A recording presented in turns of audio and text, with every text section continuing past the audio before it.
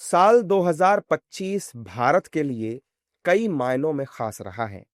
2025 में भारत ने जहां कई बड़ी उपलब्धियां हासिल की हैं, वहीं इस साल ने भारत को कई गहरे घाव भी दिए हैं। इन्हीं में से एक है पहलगाम आतंकी हमला। आज हम इसी आतंकी हमले और उसके बाद प्रधानमंत्री नरेंद्र मोदी के नेतृत्व में चलाए गए ऑपरेशन सिंदूर की बात करेंगे। 22 अप्रैल को पहलगाम में हुआ आतंकी हमला साल 2025 की सबसे बड़ी घटनाओं में शामिल है। इस हमले ने भारत ही नहीं बल्कि पूरी दुनिया को हिलाकर रख दिया था। जिस तरह से निहत्थे और असहाय लोगों पर उनका धर्म पूछकर गोलियां बरसाई गईं, उसने पूरी मानवता को शर्मसार कर दिया। इस आतंकी हमले में भारतीयों को गोली मारी गई थी। आतंकियों ने 26 निर्दोष लोगों को मौत के घाट उतार दिया था। यह स्पष्ट रूप से भारत में सांप्रदायिक हिंसा भड़काने का ही एक प्रयास था। इस हमले के बाद प्रधानमंत्री नरेंद्र मोदी ने संकल्प लिया कि आतंकियों और उनके आकाओं को उनकी सोच से भी बड़ी सजा दी जाएगी। जिन्होंने ये हमला किया है, उन आतंकियों को और इस हमले की साजिश रचने वालों को उनकी कल्पना से भी बड़ी सजा मिलेगी।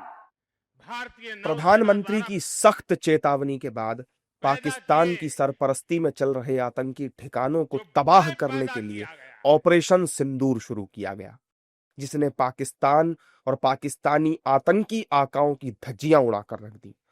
भारत ने दुनिया को यह दिखा दिया कि अगर देश के नागरिकों को कोई नुकसान पहुंचाएगा तो भारत किस तरह का रूप धारण कर सकता है।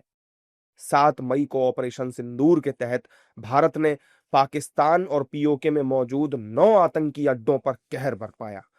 इस कार्रवाई में 100 से ज्यादा आतंकवादी मारे गए। पाकिस्तान के चीनी एयर डिफेंस सिस्टम, जिनमें HQ-9 भी शामिल है, वो धरा का धरा रह गया। पाकिस्तान की हवाई सुरक्षा प्रणाली भारत की ब्रह्मोस मिसाइलों को नहीं रोक पाई।